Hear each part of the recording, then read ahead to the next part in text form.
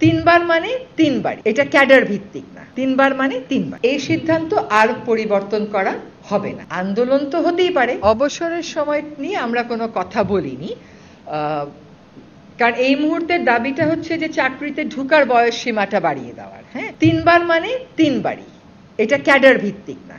তিনবার মানে তিনবারই। এইটা একটা লিগ্যাল বিষয়। যখন এই অধ্যাদেশটা চূড়ান্ত হবে তখন এই আইনি বিষয়গুলো ক্লিয়ার করা হবে। আজকে কেবল নীতিগত সিদ্ধান্তটা নেওয়া হয়েছে। এই সিদ্ধান্ত আর পরিবর্তন করা হবে না।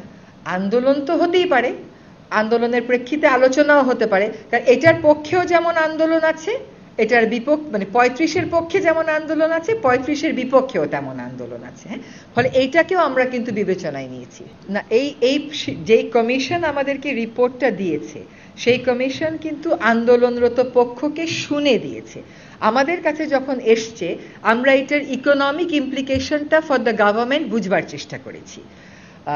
এইটার অন্যদিকে যারা আন্দোলন করছে তাদের কথাগুলোও বুঝবার চেষ্টা করেছি। সবটার বিবেচনায় নিয়ে আমাদের মনে হয়েছে এই মুহূর্তে 32-এর উপরে যাওয়ার সুযোগ নেই।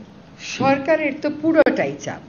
আপনি যদি চিন্তা করেন যে আমাকে এখন বাজেট ম্যানেজ করা, আমাদের ইকোনমি রান করা, সরকার এই এত বহুমুখী আন্দোলন, কেউ এত বছর অনেকেই কথা বলতে পারেননি, সব বিষয়ে তারা কথা বলেন, আমাদেরকে তো তাদের কথা শুনতে হয়।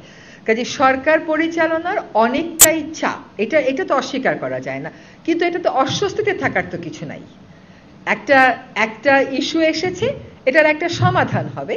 সমাধানটা যেহেতু আমরা বলছি ঐক্যমতের ভিত্তিতে হবে, কাজে এবং রাজনৈতিক প্রক্রিয়া হিসাবে দেখছি, কাজে এখানে অস্বস্তিতে ভোগার কিছু নেই।